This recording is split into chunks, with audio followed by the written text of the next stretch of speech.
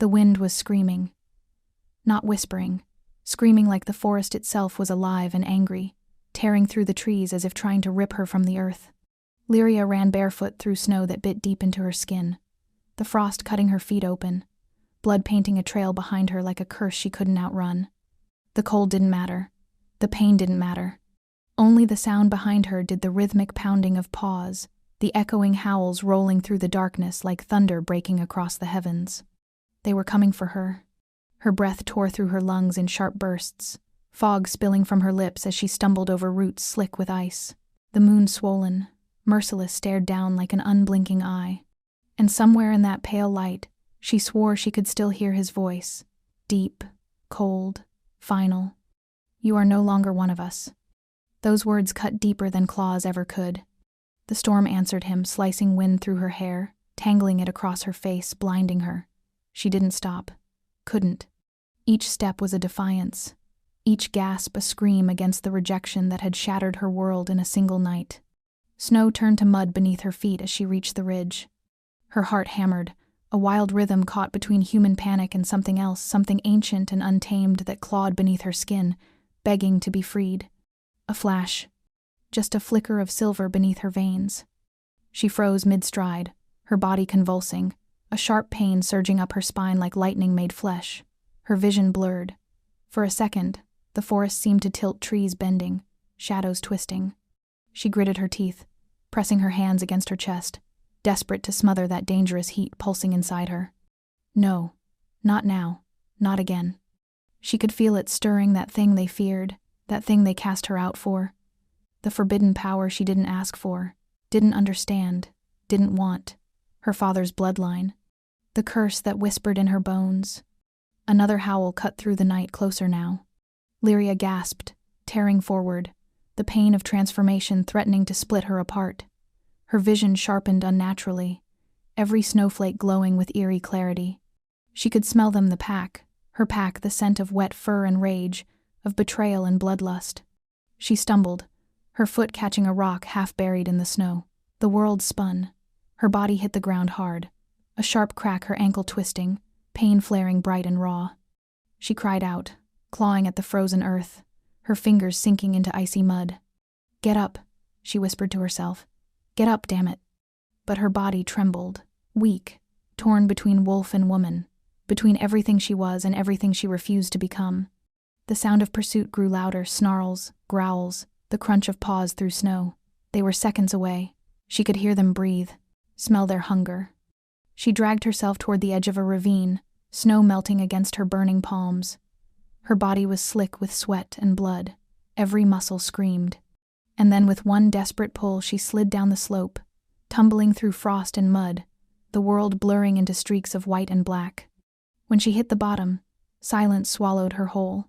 The forest around her was dead still except for the echo of her heartbeat pounding in her ears. She lay there for a moment, chest heaving, throat raw, eyes wide and wild as the wind howled above. Her breath came in short, ragged bursts. The taste of blood filled her mouth. Above her, the shadows of wolves gathered at the ridge, dark silhouettes against the blood-red moon. She couldn't see their eyes, but she could feel them burning holes straight into her soul. A low growl rumbled through the air. Then, silence. They didn't follow her down. For now, her trembling hand reached for the mark on her collarbone, faint, silver, pulsing softly beneath her skin. The same mark that once tied her to the pack. The same mark the alpha him had branded on her the night he swore she'd be his Luna. Now it burned. Fading. Breaking. Tears froze against her cheeks as she pressed her forehead to the cold ground. Every breath hurt. Every thought hurt worse. She wasn't just running from them, she was running from the truth. From the power inside her that could destroy them all if she ever let it free. The air around her shimmered faintly, and for a heartbeat, just one heartbeat, the snow beneath her glowed silver, like moonlight trapped in frost. The mark on her collarbone flared, bright enough to sear her skin. She gasped, clutching at it, but the light sank quickly back into her flesh, leaving behind only the echo of heat. Her wolf stirred inside her, whispering in her mind, a voice made of instinct and fury. "You can't hide forever." She bit down hard, shaking her head. "I can." But even as she said it, she didn't believe herself. The storm grew harsher, a freezing wind tearing through the ravine like a warning. Trees cracked. The earth groaned beneath the weight of something ancient watching her. Lyria pulled herself deeper into the hollow of a fallen tree, curling tight, her body shaking uncontrollably. Somewhere, miles away, a horn sounded the pack's call. They would keep hunting until her blood stained the snow. She should have been terrified. And she was. But beneath that fear, something else stirred, something hot and quiet and waiting. Rage. Not at them. Not even at him. At herself. For believing she could belong. For letting their love make her forget what she was. For thinking the moon ever blessed her kind. Her chest rose and fell, slow and uneven. She closed her eyes and let the cold sink into her bones. Her heartbeat steadied, and when she opened her eyes again, something had changed. No more tears, no more begging the moon for mercy. Just resolve. Sharp, icy, unyielding. She pressed her hand into the frozen dirt, her nails biting into the earth, and whispered so low the wind almost swallowed it. They'll regret the night they left me alive. Then, with a shudder, the light beneath her skin flickered again, brighter this time. The air around her hummed, bending faintly, reacting to her pulse. The forest watched. The moon waited. And Lyria, broken, bleeding, half wolf, half something far greater, lifted her face to the sky and let the snow fall against her cheeks like ashes. Her exile had begun. But so had her awakening. Before the moon hides her truth, hit subscribe to Moonlight's Chronicle. Because every heartbeat here tells a story worth bleeding for. Silence. That's what followed the storm's roar, sudden, eerie silence. Even the wind held its breath. Lyria pressed herself deeper against the hollowed trunk, her pulse still crashing in her ears like waves against a cliff, her skin stung with cold, every breath dragging shards of air into her lungs. She'd almost convinced herself the howls had vanished for good when another sound reached her. Footsteps. Not the hurried, snarling rush of hunters. These were measured, slow, deliberate. Crunch. Pause. Crunch. The rhythm of someone who wasn't chasing, but approaching with intent. Her heartbeat faltered. She pushed herself upright, wincing as pain sliced through her ankle. Snow shifted above the ravine's edge, and through the mist a shadow moved. Broad shoulders, steady gait, a figure cloaked in storm-dark fur. The fog seemed to bend around him, revealing him only in fragments, the gleam of gold eyes, the faint steam of his breath, the heavy weight of presence that made the very air tense. Lyria's instincts screamed one word, Alpha, but not hers. This wasn't the pack that had cast her out. This was someone else, someone more dangerous. The stranger stopped a few feet away, boots sinking into the snow with quiet authority. He studied her not like prey, not like pity, but like something he couldn't quite define. His voice, when it came, was low and smooth, carrying through the cold with effortless command. "You're trespassing in my lands, little wolf." The words rolled through the fog like thunder disguised as silk. Lyria's lip curled, a snarl building in her throat before she could stop it. She hated that her voice shook when she answered. "Then kill me and be done with it." His silence said more than words ever could. The Alpha tilted his head slightly, his eyes catching the moonlight molten gold, watching her with a patience that didn't belong to predators. It belonged to hunters who had already decided the outcome. And yet, he didn't move. He crouched instead, his movements unhurried, deliberate. The snow whispered beneath his weight as he came closer, the scent of pine, steel, and storm clinging to him. His presence filled the space around her, too close, too still. He didn't touch her, not yet. He only looked, gaze trailing over the blood on her leg, the torn fabric of her clothes, the bruises staining her throat. When he finally spoke, his voice softened, though it still held that dark authority that made her pulse quicken. "You're hurt." Lyria flinched back, her hand instinctively covering the wound on her thigh. "Stay away." "I could," he murmured, studying her face. "But you'd be dead before dawn." She tried to laugh, but it came out broken, bitter. "And that would matter to you?" He exhaled slowly, like someone losing patience, not anger, but restraint. Then, without waiting for permission, he reached for his cloak. The movement was fluid, almost graceful. He tore a strip from its hem, the fabric thick and dark, and leaned forward. She tensed, her muscles coiled like a cornered wolf ready to strike. But when his hand brushed her skin, the contact was gentle, shockingly gentle. His fingers were warm against her icy flesh, steady as he pressed the cloth to her wound. Lyria bit back a gasp, her body torn between instinct and confusion. Every nerve screamed that she shouldn't trust him yet. Something about his touch felt dangerously human. His scent wrapped around her rain, ash, and wild earth. It was wrong how grounding it felt. "I should kill you," he said finally, his tone calm, almost thoughtful. "Yet here I am." The words hung between them, heavy with something unspoken.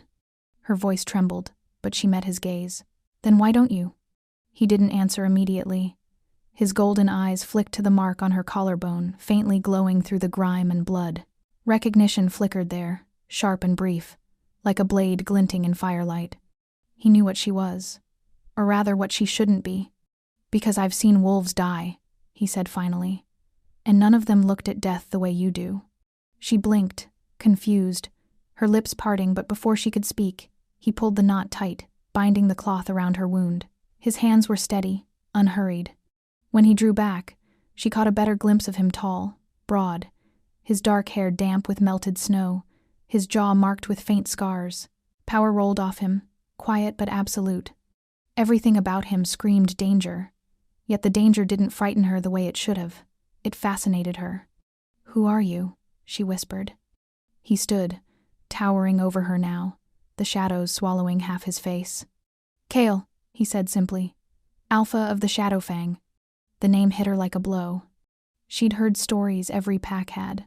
The Shadowfang were a ghost pack, a rival clan that lived in the borderlands where even Moonlight feared to linger. Ruthless, mysterious, loyal to none but their own. "What do you want from me?" she asked, voice raw. Kale's expression didn't change. "That depends on what you are." The words cut deeper than claws. Lyria's pulse stuttered, her throat tightened as she looked away. "I'm nothing." He crouched again, forcing her to meet his gaze. His voice was quiet, but beneath that calm was something darker, heavier. "Nothing doesn't bleed silver." Her heart stopped. His eyes flicked toward the faint shimmer of light still pulsing beneath her skin, the one she'd fought to hide. She cursed herself for not suppressing it faster. His tone didn't rise, but it sharpened, edged with curiosity. "What are you running from, Lyria of the Fallen Pack?" She froze. He knew her name. Her voice cracked when she spoke. "How?" "The snow remembers the scent of every wolf that crosses it," he said, "and yours smells of betrayal." She wanted to speak, to defend herself, to lie, but the words tangled in her throat. All that came out was a shiver, the kind that wasn't from the cold. Kale leaned closer, his shadow falling over her face. "Tell me who hunts you." Her chest rose and fell quickly, her lips parting, but no sound came. The question was too heavy, too close to the truth. "Finally," she whispered, "my own." Something flickered in his eyes, not surprise. Recognition, understanding. He rose slowly, his cloak brushing against her arm. "Then you're safe here. For now." She didn't trust it. Couldn't. "You think I'll believe that?" Kale turned, his silhouette a dark blade against the mist. "I don't care what you believe." He paused, glancing back at her. "But if you plan to keep breathing, you'll follow me." The command hit her in a place she didn't want to name, that instinctive pull that every wolf felt when an alpha spoke with true authority. It wasn't obedience, it was gravity. Her fingers curled into the frozen earth. "I don't take orders from strangers." Kale's gaze softened, though his words stayed sharp. "Then stay here. Freeze. Bleed. Wait for your pack to find you." He began to walk away, his steps unhurried, fading into the fog. And for a few seconds, she almost let him go. Pride told her to. Pride whispered that she'd rather die alone than follow another alpha's shadow. But then the wind shifted. A howl echoed in the distance, faint but unmistakable. Her former pack. They'd found her trail again. Her chest clenched. "Wait." Kale stopped but didn't turn. Lyria pushed herself up, limping forward, her breath fogging in the icy air. "Why help me?" she asked. "You don't even know what I've done." He turned his head just enough for her to catch his eyes again, molten, unreadable. "Maybe I don't care," he said. "Or maybe I want to know what kind of wolf their alpha was foolish enough to cast out." His tone wasn't kindness. It was curiosity edged in danger. He extended a hand, not as a savior, not as a command, just an offer. She stared at it, the roughness of his palm, the faint scars cutting across it, and everything in her rebelled. Trust had gotten her banished. Love had gotten her nearly killed. And yet, beneath the fear, something inside her whispered that if she didn't take that hand now, she might never see another dawn. Her own hand trembled as she reached out. Their fingers brushed just barely, and the world seemed to shift. The wind paused. The air thickened. For a heartbeat, her mark flared again, silver light meeting the gold in his eyes. Cale's jaw tightened. He felt it too. Whatever this was, it wasn't coincidence. He tightened his grip just slightly, steadying her as she stumbled. "Stay close," he murmured. "The forest isn't kind to strays." Lyria's gaze held his wary, defiant, but undeniably drawn. "Neither are Alpha's." A faint smirk touched his lips, gone before she could blink. "Then it seems we understand each other." He turned toward the dark woods, his cloak sweeping through the mist. She hesitated only a moment before limping after him, her pulse thundering with confusion, pain, and something dangerously close to hope. The fog swallowed them both, one hunter, their fates already tangled in ways neither could see. Above them the blood moon watched, silent, knowing. And somewhere deep in the forest's heart, something ancient stirred, sensing the spark that had just been lit. The forest swallowed their tracks before dawn. Frost clung to every branch, every breath of wind, a whisper of ghosts. Cale led the way through the maze of trees, his movements silent, sure, like he'd been born of shadow itself. Lyria followed, her body heavy with exhaustion, her ankle throbbing, her thoughts louder than the night. Each step dragged her further from the life she'd known, and yet she couldn't shake the feeling that the forest watched her, judged her.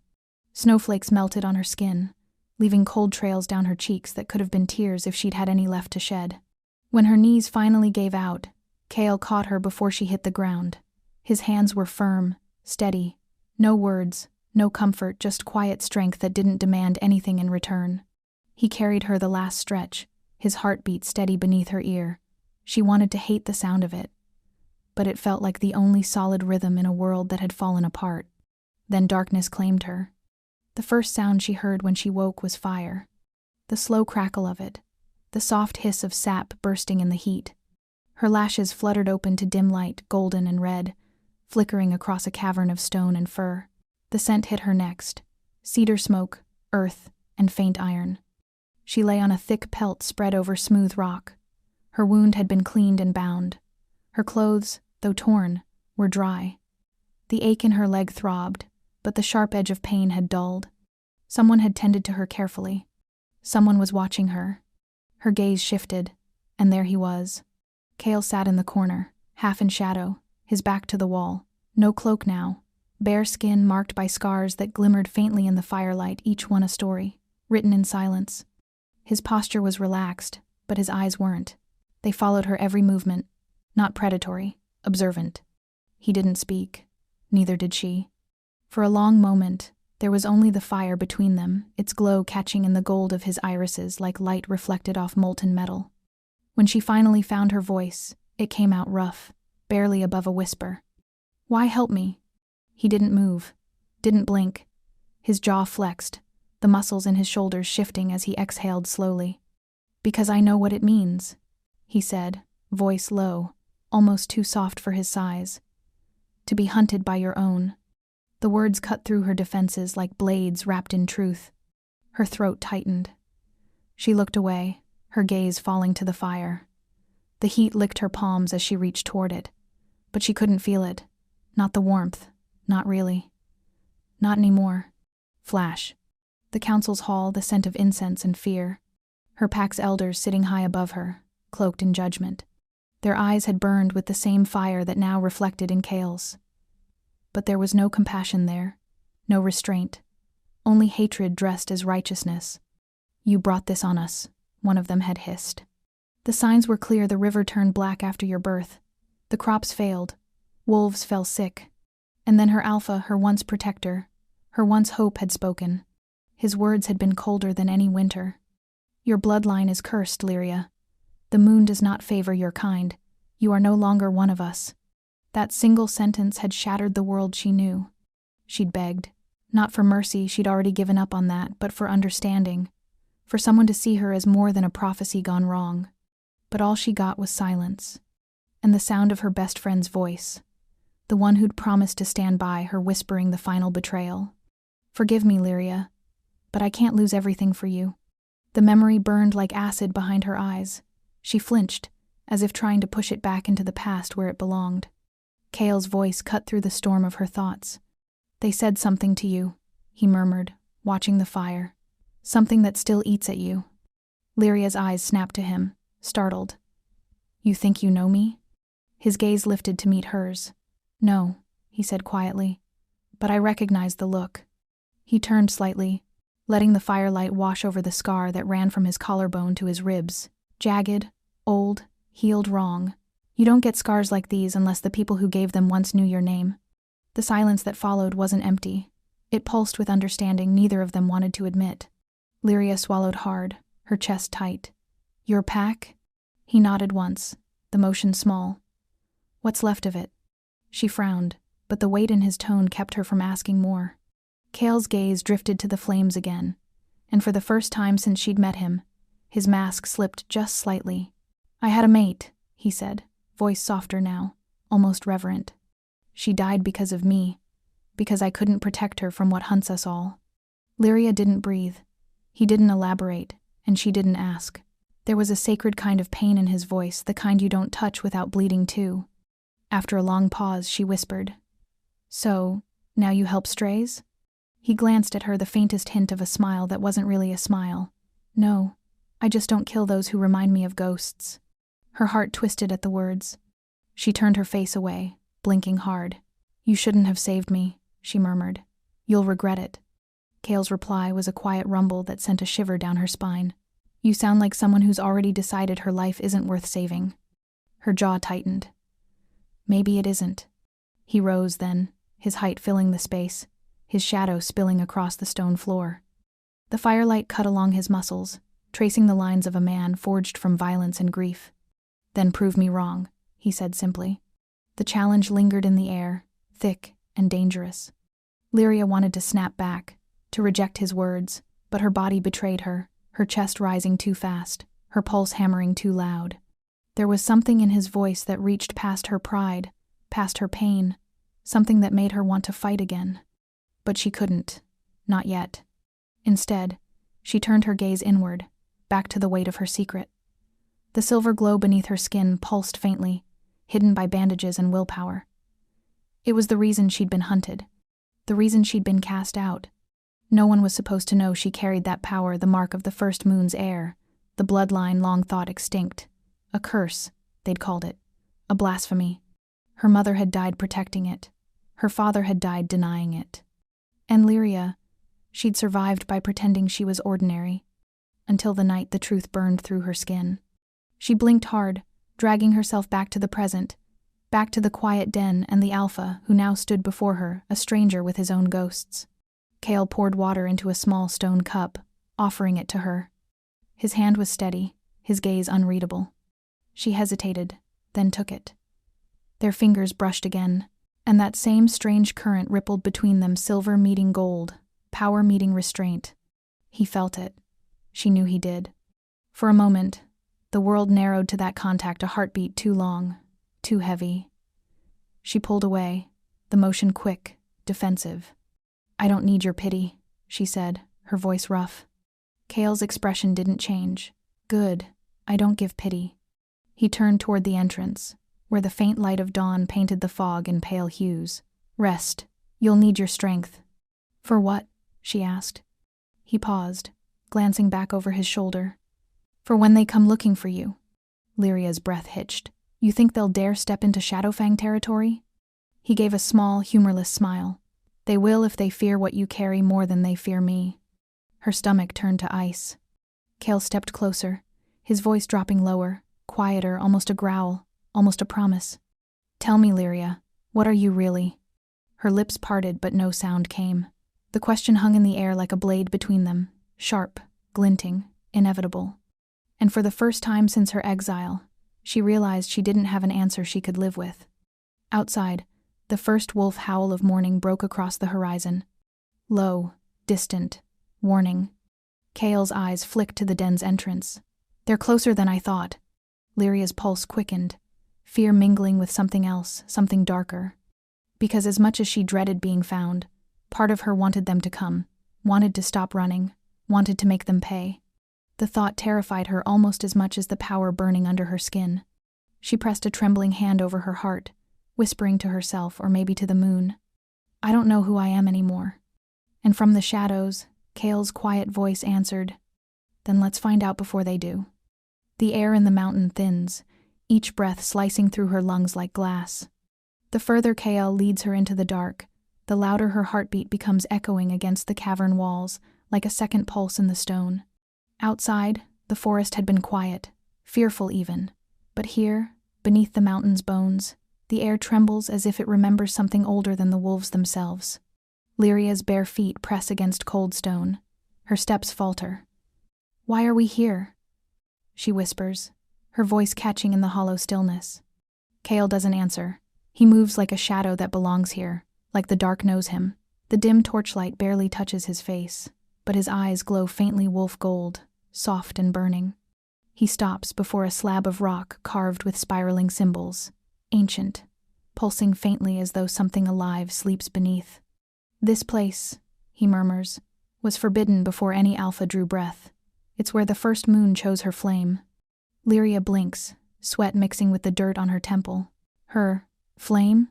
Kale runs his hand along the markings, reverent. The moon's wrath made flesh, the one destined to either destroy or purify the packs, the silver flame wolf. The words hang in the air, ancient and dangerous. Lyria laughs hoarse, hollow, defiant. "You've brought me here for myths?"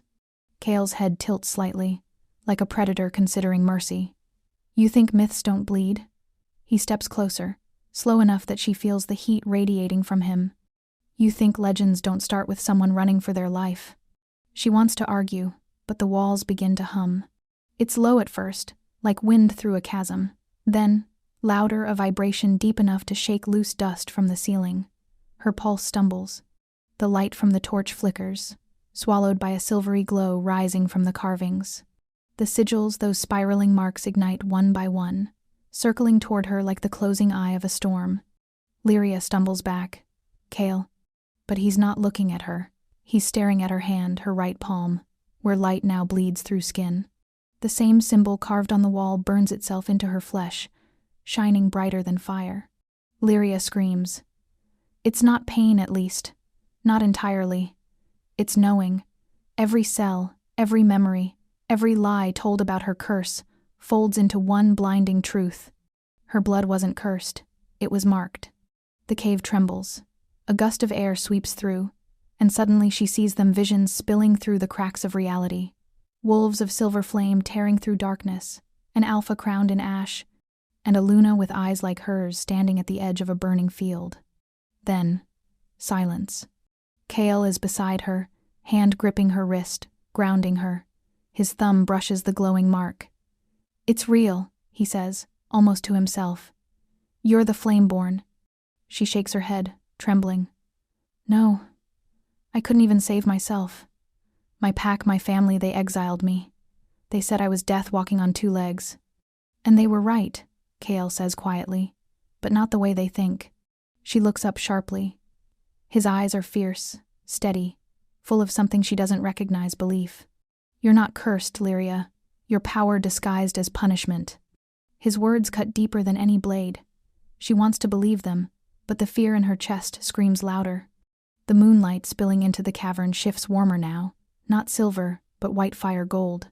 It touches her skin, and the mark flares again, illuminating her face in molten light. Kale's expression changes, no longer just awe, but dread too.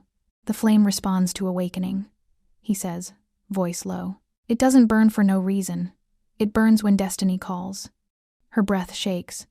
"Destiny? You mean death?" He studies her for a long moment, then, gently, "Sometimes they're the same thing." The words hang heavy between them. Lyria's knees buckle. The visions still dance behind her eyes, the silver flame, the howling armies, Kale standing beside her beneath a blood-red moon. She can feel it, a thread binding her to him, taut and dangerous. And she hates it. Because he's everything she's been taught to fear, the enemy alpha, the killer of her kin, the one whose name mothers whisper to frighten their pups. But in his silence, in the way his fingers tremble when they touch her mark, there's something unguarded, something human. "I saw your eyes before," she whispers.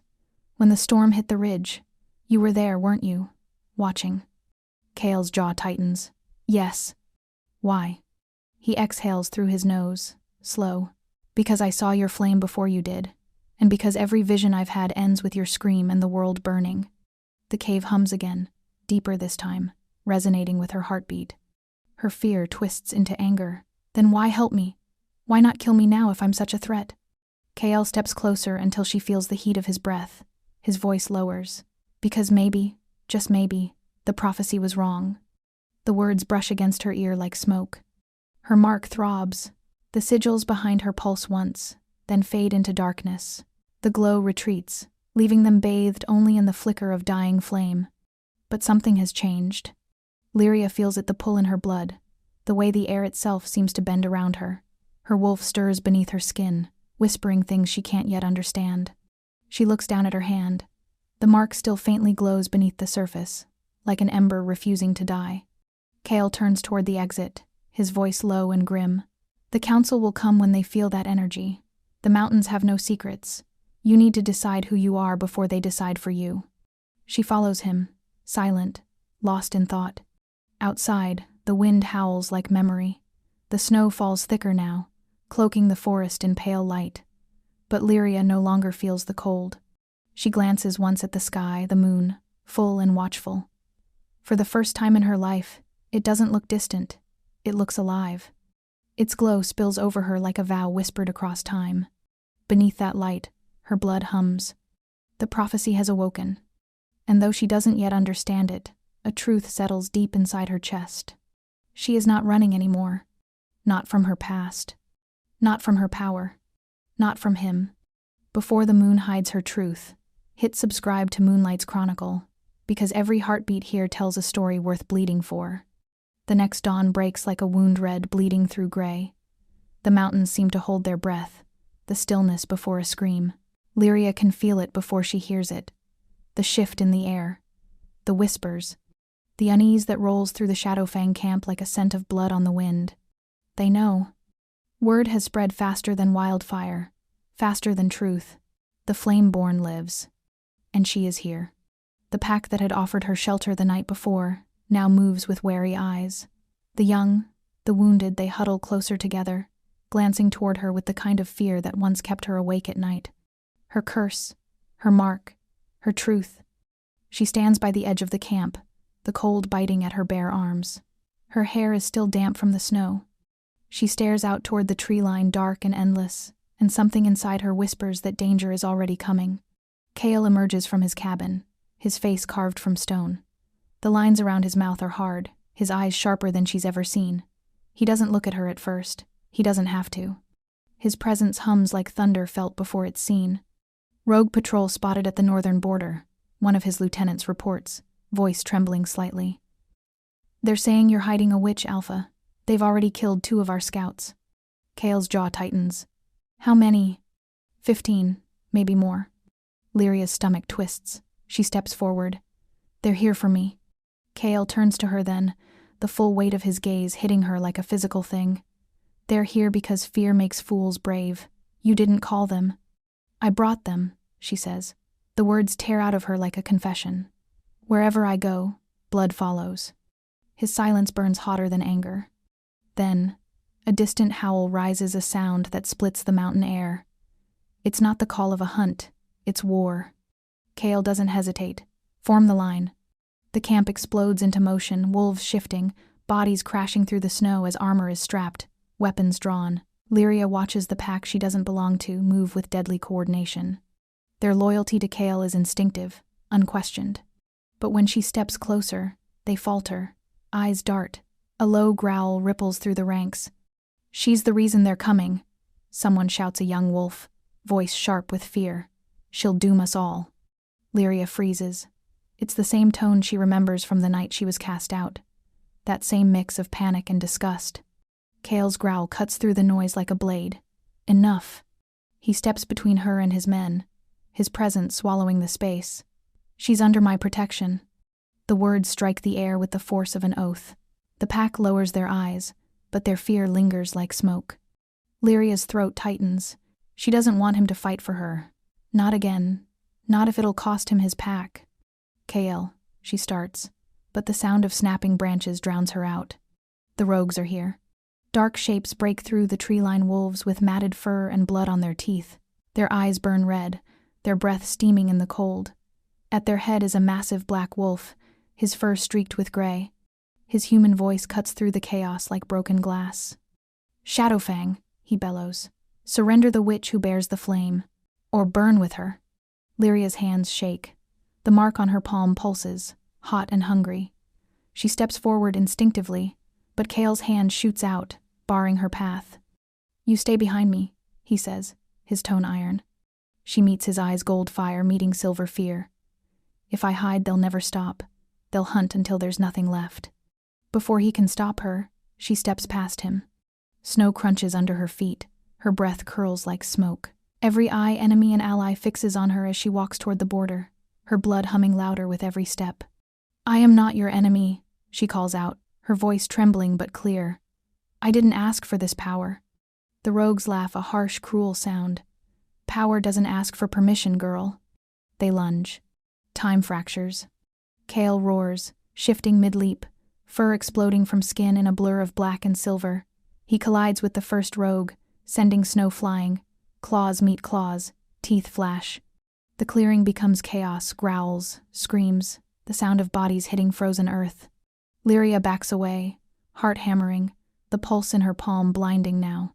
She tries to hold it back, the fire crawling beneath her skin, the ancient heat whispering to be released. Not again. But then she sees him, Kael, surrounded, bleeding, his massive frame crashing under the weight of 3 wolves. His snarl fades into a strangled sound. Something in her breaks. The mark flares white hot. The world bends. A scream tears through her, raw and inhuman. The ground beneath her feet cracks. Lightning arcs across the snow. But it's not lightning, it's flame. Silver and alive. It crawls like veins of molten metal, spreading outward in a perfect circle. Wolves freeze mid-attack. Snow melts. Trees ignite. Branches bursting into white fire that doesn't burn, doesn't consume. It purifies. The rogues howl, their forms unraveling into ash and wind. The air fills with the scent of smoke and something holy. Then, silence. The flames die. The sky darkens again. Lyria stands at the center, panting, her hair wild, her eyes glowing faintly. The mark on her palm still glimmers, fading slowly as the power drains from her body. Around her, the surviving wolves stare, not with anger, not even fear. Something deeper, something close to reverence. Kael shifts back, naked to the waist, his body streaked with blood and frost. He walks to her slowly, every step deliberate. His expression, unreadable. When he reaches her, he doesn't speak. He only looks. And she sees it, the doubt, the war behind his eyes. He reaches out, his hand hovering near her face but stops an inch away, fingers trembling. "No one touches her," he says finally, voice hoarse. The pack lowers their heads, obeying, but the silence that follows is thick with uncertainty, because power like hers doesn't come without cost. And Kael knows it. She sees it in his gaze, the question he won't voice. How long before her fire burns him too? Lyria's breath catches, her strength fading. She looks at him one last time before the world tilts. Her knees give out. Kael catches her before she hits the ground. Her last thought before darkness swallows her is not fear, but the faint warmth of his hand against her skin. The first clash has ended, but the war inside her has only just begun. The mountain winds wail outside like a warning from the gods. Inside the cave, the world has gone still. Only the fire breathes low, orange, and fragile. It casts trembling shadows over stone, over blood-stained fabric, over 2 souls who've run too far and lost too much. Lyria stirs, wincing as the ache in her ribs flares. Her body feels like borrowed weight, all pain and memory. The battle flashes behind her eyes in fragments. Kael's roar, the blaze of her flame, the silence that followed. She remembers the fear on their faces, even his. It still clings to her like smoke. Now, he sits across from her, cross-legged and bare-chested, washing blood from his hands. The flicker of the fire plays along his skin, lighting the scars carved into his chest like the ghosts of old battles. There's one, right over his heart, thick, pale, angry. It draws her gaze again and again, even when she tries to look away. Cale doesn't speak. His silence is heavy, but it's not cruel. It's the kind of silence that carries history, the kind that presses against your bones. He dips a cloth into warm water, wrings it out, and moves closer. The smell of pine and smoke fills the air, his scent, earthy and sharp, like something wild trying to be gentle. "Hold still," he says, voice low. His touch is steady, almost too careful, as he presses the cloth against the cut on her arm. She flinches. He pauses, waiting for her to breathe again before continuing. Neither looks at the other. The fire crackles, the wind moans, and the silence stretches until it feels like another living thing between them. Lyria finally whispers, "You could have let me die out there." He doesn't stop tending her wound. "I could have," he agrees quietly. "Why didn't you?" His jaw flexes. For a long moment, he says nothing. Then, finally, he meets her eyes, gold burning against silver. "Because I've seen what happens when you let someone die who shouldn't." His tone isn't harsh. It's hollow. Lyria swallows, her throat tight. "Who did you lose?" Cale sets the cloth aside, stands, and walks toward the cave's mouth. The moonlight pours in around him, cold, white, unrelenting. He doesn't turn when he answers. "My mate." The words hang there, soft and brutal. Lyria freezes. The cave suddenly feels smaller, the air thinner. She doesn't know what to say, so she says nothing, just watches his back, the way his shoulders tense, the way his breath catches like it hurts to let the truth out. He laughs, but there's no humor in it. "They say I killed her. Maybe they're right." He looks down at his hands, the same hands that saved her, that bound her wounds, that held her when the world tried to tear her apart. "In battle, I lost control. I thought I could fight it, the beast inside, but she got too close. Too close when I was too far gone." His voice drops, cracking around the edges. "When I came back to myself, she was gone." The wind howls through the cave, carrying the sound of his confession into the night. Lyria rises slowly, pain forgotten, her heart a knot of sorrow, and something else she doesn't want to name. She walks toward him, her bare feet silent against the cold stone. When she's close enough, she reaches out tentative, trembling, and touches the scar over his heart. His muscles tighten under her palm, but he doesn't pull away. "You're not the monster they call you," she whispers. Cale turns his head slightly, his eyes meeting hers. The look in them steals her breath, grief, guilt, hunger, all tangled together. "Then what am I?" he murmurs. She doesn't have an answer, not one that makes sense, not one that doesn't terrify her. The fire crackles softly behind them, its light flickering over their faces. For a moment, the world narrows to this, the space between their breaths, the heat of his skin beneath her hand, the pulse that beats beneath the scar. Her heart stumbles. His scent fills her lungs. He leans in just slightly enough that she can feel the warmth of his breath against her cheek, the roughness of his voice when he speaks again. "You shouldn't trust me," he says. Her voice trembles. "And yet I do." His eyes darken. The space between them shrinks to nothing. The air thickens. The cave itself seems to hold still, waiting. For one heartbeat, the distance disappears. Her lips part. His breath brushes hers, hot, ragged, tasting of fire and restraint. Then a sound. A distant howl cuts through the night. Long, low, familiar. The world returns with a jolt. Cale steps back as if burned. The warmth between them dies, replaced by something colder. Fear, regret, the unspoken truth that what almost happened shouldn't. He turns away, his voice raw. "If you stay with me, you'll never be safe again." Lyria stands there, breathing hard, the fire painting her in gold and shadow. Her hand still tingles where it touched him. She could leave. She should leave. But instead she whispers, "Then I'll never be safe anywhere." Her voice trembles not with fear, but with resolve. Cale closes his eyes. His fists clench at his sides. When he looks at her again, something in his gaze has changed, softer, sadder, more dangerous. "You don't understand what you're saying." I do, she replies, stepping closer. You think the danger is out there. She presses her hand over her heart. But it's in here. It's been here all along. Her words hang in the air like a vow. Cale exhales, long and slow. He looks at her the way a man looks at a fire he both needs and fears. Then, without another word, he walks past her, deeper into the shadows of the cave. Lyria stands by the fire, alone, watching his silhouette disappear into the dark. The howl echoes again, closer this time.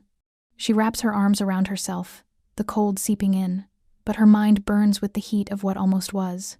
For the first time in her life, she's not sure whether the real danger lies outside the cave or inside her own heart. The silence that follows isn't empty, it's alive, waiting. Somewhere deep in the mountains, destiny stirs and both of them can feel it breathing down their necks. The silver light shatters across the clearing, painting the mountains in blood and ash. Wolves flee, howls echoing down the ridges, fear, awe, disbelief. Lyria stands at the center of it all, breath ragged, chains steaming against her scorched skin. The mark on her palm burns like a second heart. She doesn't feel the pain, she feels the silence, Cale's silence. Smoke curls around her, mingling with the smell of singed fur and silver. The world sways, dimming at the edges. But she won't fall. Not yet. Not before she speaks the words that taste like blood and betrayal. You could have stopped them, she whispers. Her voice isn't loud, but it cuts deeper than any blade. You could have chosen me. Cale takes a step forward, eyes dark, unreadable. His wolves stand behind him, torn between fear and loyalty. He opens his mouth. No sound comes. Lyria's laugh is hollow. That's what I thought. The wind catches her hair as she turns away. The silver mark flares, brighter now, veins glowing faintly beneath her skin. The prophecies flame, waking. Cale reaches out, but the air between them crackles, rejecting him. He watches as she dissolves into the mist like moonlight fleeing the dawn. The forest swallows her. Every step is agony, but she keeps moving. Her wolf paces beneath her skin, restless, wounded, whispering Cale's name despite everything. The bond between them, whatever it is, still hums faintly, fragile, alive. She hates it. She needs it. She doesn't know which hurts more. Flashback his touch, the steadiness of his voice when he said, "You're under my protection," the warmth of his hands binding her wound, the fire in his eyes that looked nothing like pity. Now, all she can see is the look he gave her at the council's mercy, half guilt, half fear. She bites down a sob. Never again, she vows. The trees listen, the moon listens. Somewhere, the flame mark pulses in agreement. In the distance, Cale's camp burns. The High Council's emissaries have turned on him too, purging all who sheltered the cursed flame. Cale fights like a ghost possessed, his claws stained with silver and smoke. His beta falls beside him, whispering with his last breath. She was never the curse. We were. And still Cale searches the horizon for her. Every scent of rain, every flicker of light, makes his pulse jump. The air itself hums with her magic. He knows she's alive. He knows she's hurting. And he knows he caused it. Lyria collapses near the edge of a frozen stream. The night bleeds cold. The moon hangs low and watchful. Her reflection stares back. Eyes no longer soft brown, but burning silver. Not fully wolf, not fully human, something else. The flame-born, she murmurs bitterly. The cursed savior. A whisper rises from the stream, not from her mind but from beyond. The oracle's voice, soft and cruel. The heart that burns brightest will destroy what it loves. Her pulse skips. She remembers Cale's hand on her chest, the way his voice broke when he confessed his sin. She remembers how it felt to want him anyway. Now the prophecy makes sense in a way that terrifies her. Cale tracks her scent across 3 valleys, ignoring the wounds clawing open across his chest. His wolves beg him to turn back. He doesn't listen. He finds the scorched clearing where the council fell. The earth itself bears her mark, spiraling sigils etched in molten soil. She didn't run, he murmurs. She ascended. He looks to the sky. The moon flickers, veiled by storm clouds. The beast within him stirs. You let her break alone, it growls. Now she will burn without you. Cale's roar splits the night. Trees bend under the weight of his grief. Lyria's dreams twist into visions. Flames consume the Shadowfang Mountains. Cale stands at their heart, eyes glowing, teeth bared not at her, but at the world. She sees herself beside him, not enemy nor savior, but equal. She wakes with a gasp, clutching the mark. Her magic hums violently now, uncontrolled, dangerous. The cave walls around her shimmer, the same ones that once echoed Kale's whisper. You're the one fated to end or save us. Maybe both, she thinks. Maybe there's no difference. The snow outside begins to melt from her heat. Kale finds her 2 nights later. She senses him before he speaks. His scent cuts through the wind. Pine, smoke, blood. He steps from the shadows, slower this time. No armor, no command, just a man stripped raw. You shouldn't have come, she says, voice low, tired. I couldn't stay away. Silence. The moon breathes between them. Lyria turns, meeting his eyes. Do you know what you did to me? His jaw tightens. I thought I was saving you. You saved your pack. They're gone, he whispers. All of them. The council, the wolves, the boarders. They're ash. Because of me. Because I let them hurt you. Her breath catches. The confession lands like thunder. He steps closer, each pace slow, deliberate. I came to end this, he says. Not you. The curse, the lies, the prophecy. She shakes her head. You can't fight destiny, Kale. Then I'll fight the gods themselves. Her heart stutters. His words, reckless and sacred, scrape against the walls she built around her. She feels the pull again, that invisible tether that shouldn't exist yet refuses to break.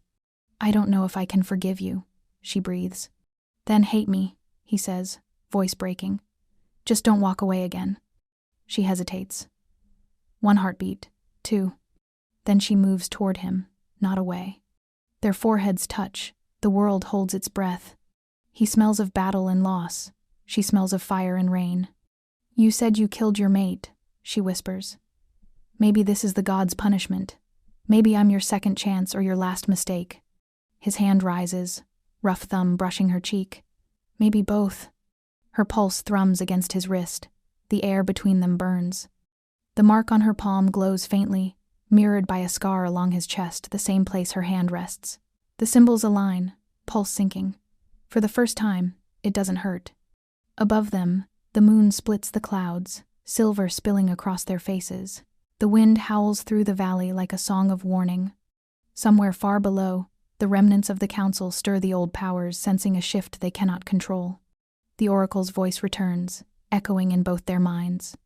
When flame meets shadow, the world will bow or burn. Kyle doesn't flinch. Lyria doesn't run. For the first time since the curse began, 2 hearts beat in defiance of fate. And far away, in the mountains, something ancient wakes. The prophecy is no longer a story told in whispers. It has chosen its players. And neither salvation nor ruin will come quietly. The world trembles before dawn. The air is heavy with incense and fear, the metallic taste of magic thick enough to choke the lungs. The elders stand in a perfect ring, cloaked in black and silver. Torches line the ridge, their flames flickering blue in the unnatural cold. At the center, bound by threads of light and iron, kneels Lyria, her wrists scarred from the chains that have tried and failed to hold her. The mark on her palm pulses faintly, warning the moon itself that it is being defied. The high priest's voice rises, ancient and sharp as bone. By decree of the moon, by judgment of the flame, her spirit shall return to dust. The curse ends tonight. But above them, the moon does not bow. It stirs. The light fractures a blinding spear, splitting the sky in 2. The torches gutter, shadows whip into screams, and a single heartbeat of silence stretches through eternity before the world ignites.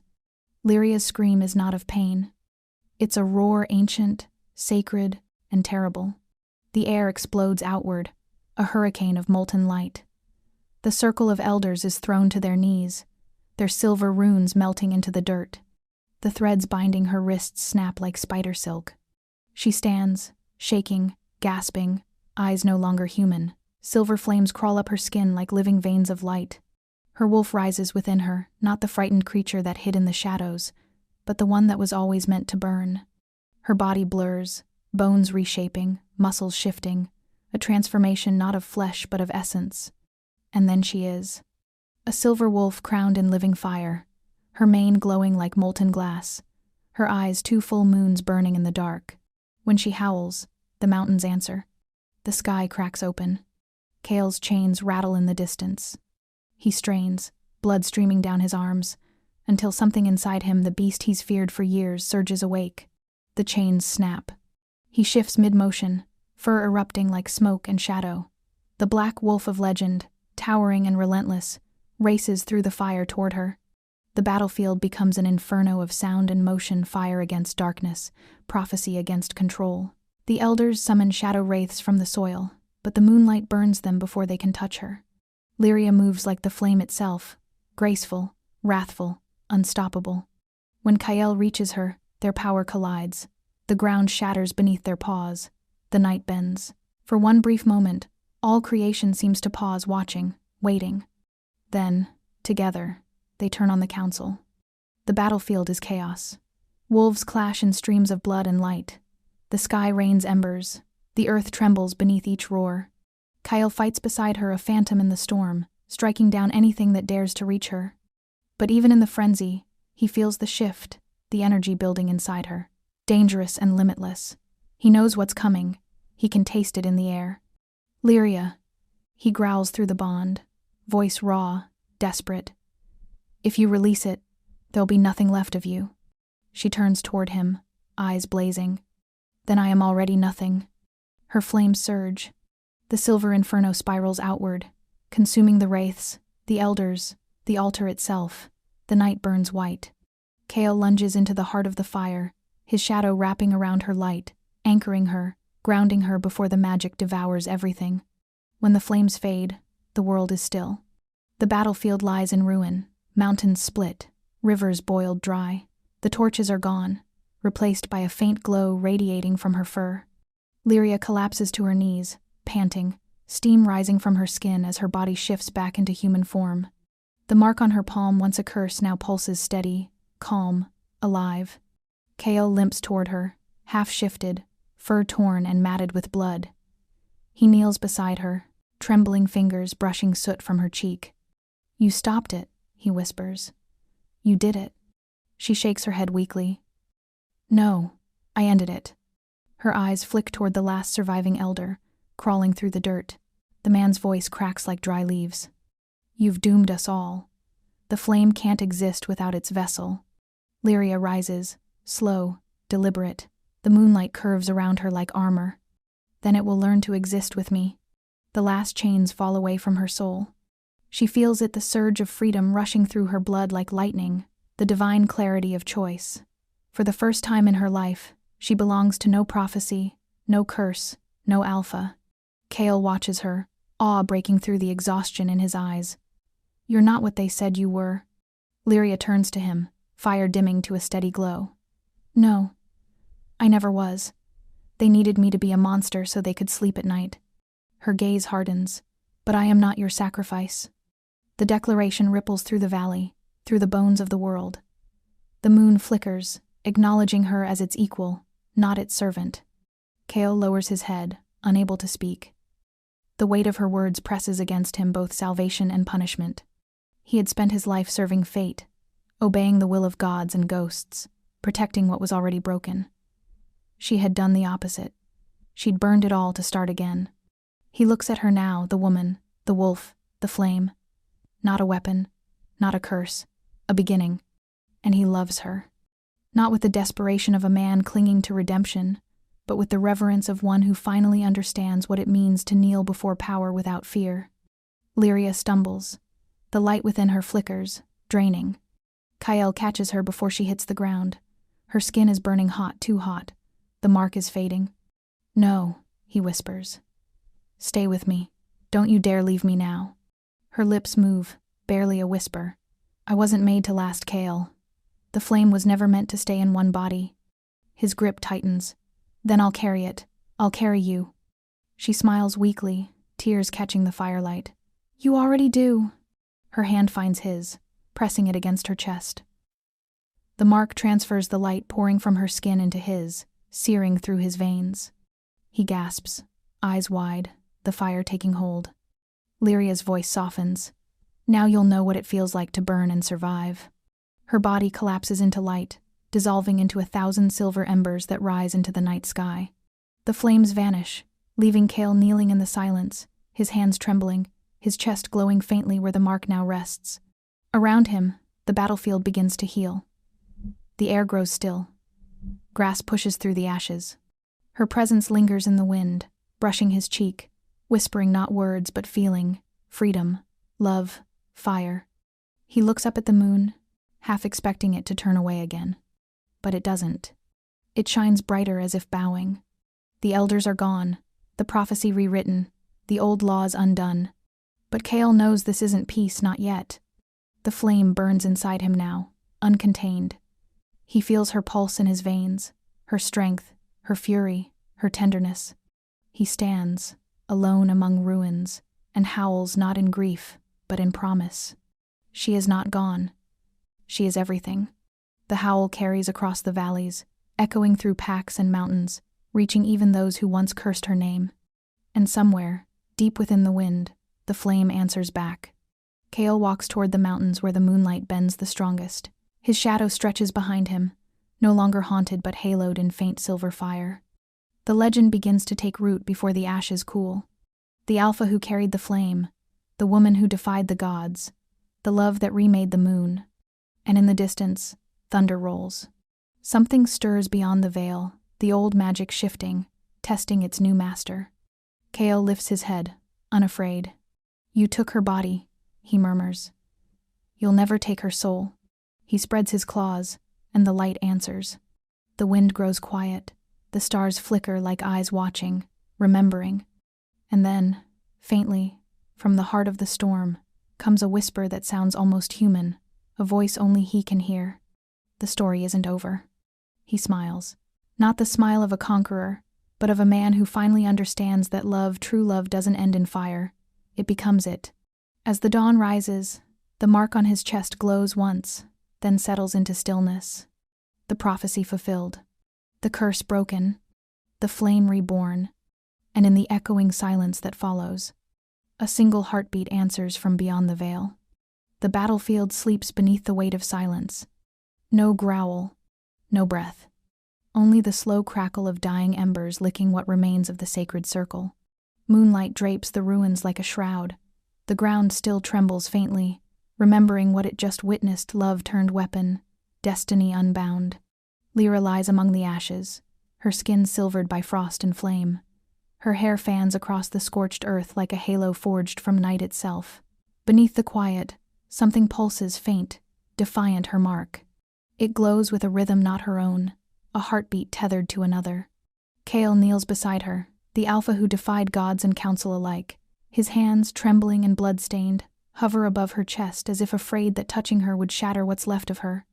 The glow from their shared bond pulses between them, dim, but alive. The mark binds them, twined light, fused destiny. Neither destroyed, neither free. Cale whispers her name, and it breaks the night like a prayer. Lyra.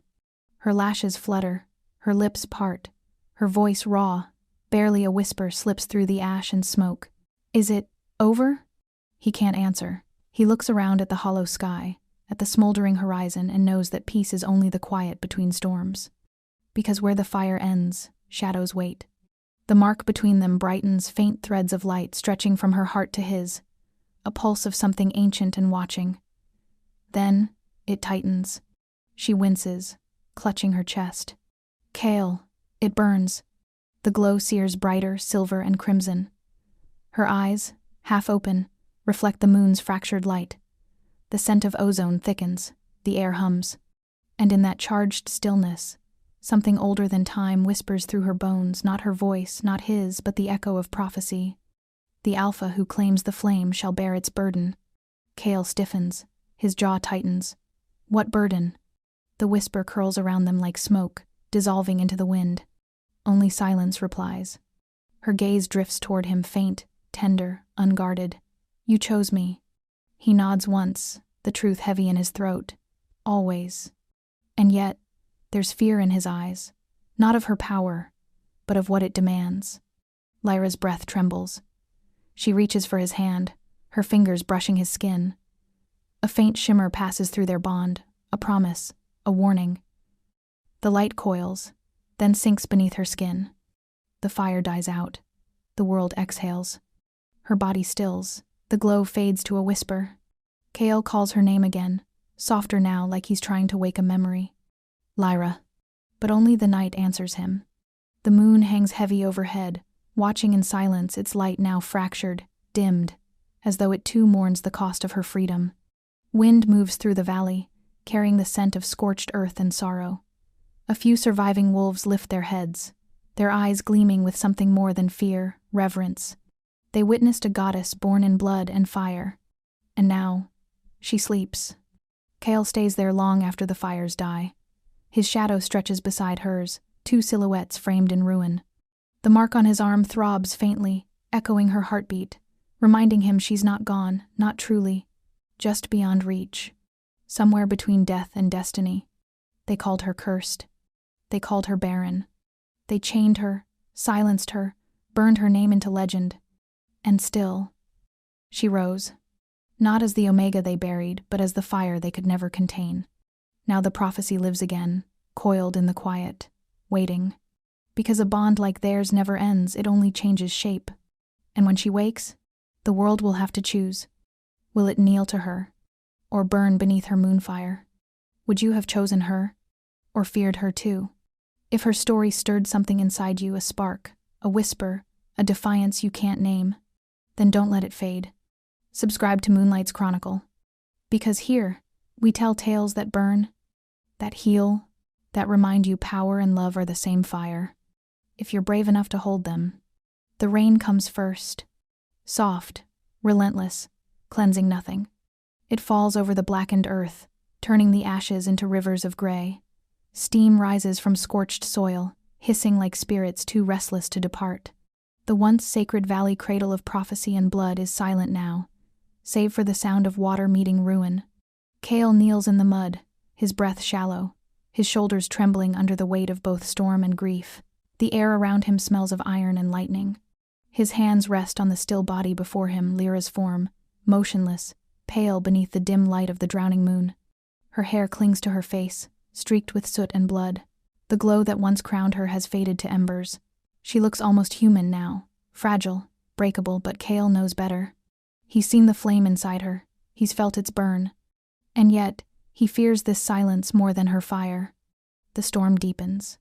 Lightning claws across the sky, illuminating the ruins of the council's circle, shattered stone, molten sigils, and bodies twisted in shapes no wolf was meant to die in. Kale's cloak hangs heavy, rain-soaked, each drop mixing with the blood that stains his skin. He leans over her, his voice a rasp that barely survives the wind. Lyra, open your eyes. No response. He presses a hand to her throat, searching for the pulse that once sang like moonlight. Nothing. His chest tightens, the edges of the world narrowing until all that exists is her. The storm answers him instead. Thunder cracks not far, but near, rolling across the valley like a warning. And then, a whisper slides through the rain. Not from her. Not from him. From everywhere. The Flameborn has risen. Kale's head jerks up, eyes searching the horizon. The voice is ancient, layered, the sound of prophecy breathing through broken time. But the Shadow Alpha has yet to wake. The words ripple through the storm, low and resonant. The earth hums in answer. Kale freezes. His spine straightens. His eyes flicker gold in the flash of lightning, and for an instant, something dark swirls behind the light. He looks down at Lyra again, his pulse thundering in his throat. "Shadow Alpha," he murmurs. "What does that mean?" The air thickens. Wind spirals. The rain shifts as if drawn by a pulse deep beneath the ground. Somewhere in the distance, beyond the ruins, beyond the bones of war, something moves. A vibration, low, guttural, rolls across the valley floor. At first it sounds like thunder, but Kale knows thunder doesn't breathe. It grows louder, deeper, alive. The wolves that survive the battle lift their heads in unison. Their ears flatten, their tails lower. A tremor of fear runs through the pack, instinctive, primal, absolute. Kale rises slowly, his body tense, his instincts screaming in every direction. He stares into the horizon where darkness gathers thicker than storm clouds, a shadow not cast by light, but born from its absence. Then it happens. A growl. Low, endless. Not the sound of a wolf, but something older, hungrier. Something that remembers before there were alphas or moons or names. The ground trembles under its breath. The storm recoils. Kale's jaw clenches. His eyes flash again, but the gold no longer holds. For one terrible heartbeat, they go black. He stumbles backward, gripping his temples, the rain pounding against him as if to wake him from something unseen. His breath turns ragged. He feels it a pulse not his own, threading through the bond, coiling behind his ribs. Something else is moving inside him. Something that remembers the darkness before the fire. He looks down at Lyra, her mark faintly glowing beneath her skin, and realizes the light is responding, not resisting, calling. Lightning splits the sky in two. The growl becomes a roar. Kale's vision fractures, shadow spilling at the edges. He drops to his knees, chest heaving, fighting whatever tries to rise within him. The ground beneath his palms burns cold. Not now, he grits out. Not her. But the rain thickens. The voice of the oracle threads through the downpour again, woven with thunder and grief. The moon gave fire to the cursed. The flame gave breath to the lost. And now, the shadow claims its vessel. Kale's scream drowns beneath the storm. His mark flares black now, not gold, the fire inside him twisting into smoke. The wolves cry out, scattering into the woods. Then silence. Utter, choking silence. Kale's body slumps forward beside Lyra's. His chest stills. His eyes, half open, glint with a sheen of darkness, a reflection of something vast watching from within. And deep beneath the soil, the valley trembles not from the storm, but from something waking, something that should have stayed buried. Rain continues to fall steady, patient, like time itself mourning what it must soon repeat. The fireborn and the shadow-bound, two halves of a prophecy written in ruin, one born to burn, one doomed to follow. The moon looks down, pale, distant, merciless, and somewhere beyond sight, beyond storm and mortal fear, it watches, waiting for the balance to break. Because in every light, a shadow stirs, and when the flame wakes again, it will not be alone. The moon remembers, and her story has only just begun. The storm fades. The heartbeat does not.